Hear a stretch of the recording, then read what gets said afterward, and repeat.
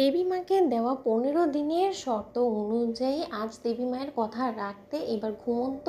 আয়ুষকে রেখে রীতিমতো বাড়ি ছেড়ে চলে গেল কুসুম। হ্যাঁ বন্ধুরা, ভিডিওতে লাইক দিয়ে দেখতে থাকুন। সমস্ত লোকেদের আনন্দের মাঝে হঠাৎ করেই যখন হতাশ হয়ে পড়ে কুসুম, এবং কুসুমের এই হতাশজনক চেহারা দেখে যখন আয়ুষের বারবার করে সন্দেহ হতে থাকে, এবং আয়ুষ যখন বলতে লাগে যে কি ব্যাপার কুসুম, এই বাড়িতে ফিরে আসার পর থেকে এক বিন্দুর জন্য আমি তোমার মুখে হাসি দেখতে পাইনি, এরকমটা কেন বলো তো?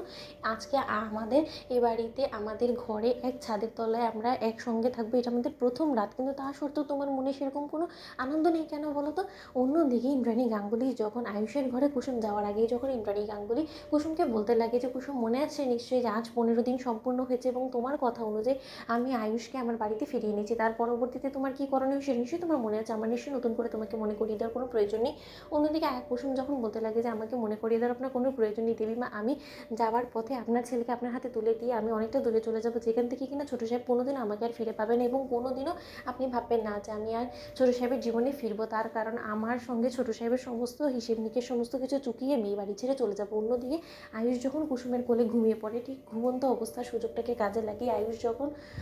গভীর ঘুমের ঘুরে থাকে, ঠিক সেই সময়ে আয়ুষকে বেডে শুইয়ে দিয়ে কুসুম যখন নিজের ব্যাগ পুস্তক সমস্ত কিছু গুছিয়ে নিয়ে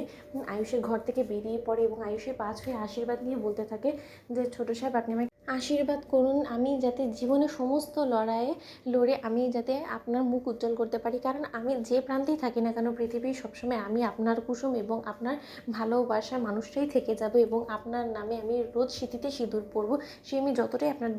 আপনার থেকে দূরে থাকি না কেন। অন্যদিকে কুসুম যখন বাড়ি থেকে বেরিয়ে যেতে নেয় দরজা খুলে, ঠিক সেই সময় ইন্দ্রাণী গাঙ্গুলি বলতে লাগে যে দাঁড়াও, এই বাড়ির চৌকট পেরোনোর পর থেকে তোমার পরিচয় হবে শুধুমাত্র তুমি কুসুম সরকার, কুসুম গাঙ্গুলি না, এবং না তো আমার আয়ুষের স্ত্রী, তাই সেই হিসাবে তোমাকে যে এই গঙ্গার জল দিয়ে নিজে শীতে সিঁদুর অবধি মুছে ফেলতে হবে কুসুম, তার পরবর্তীতে তুমি এখান থেকে বেরোতে পারবে, তার কারণ আমি চাই না যে আমার ছেলে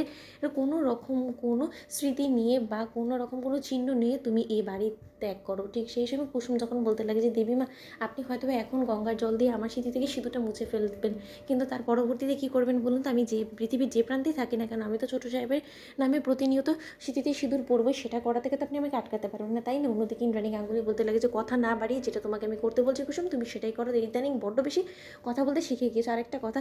শুধু যে এখন আমার সামনে ভান করছো সতী সাবিত্রী সাজা, সেরকমটা করলে কিন্তু চলবে না, তোমাকে কিন্তু সত্যি সত্যি আয়ুষের জীবন থেকে চলে যেতে হবে, এবং তুমি এমন দূরে চলে যাবে যেখান থেকে কিনা কোনোদিনও তুমি আর ফিরবে না। অন্যদিকে কুসুমের হাতে কয়েকটা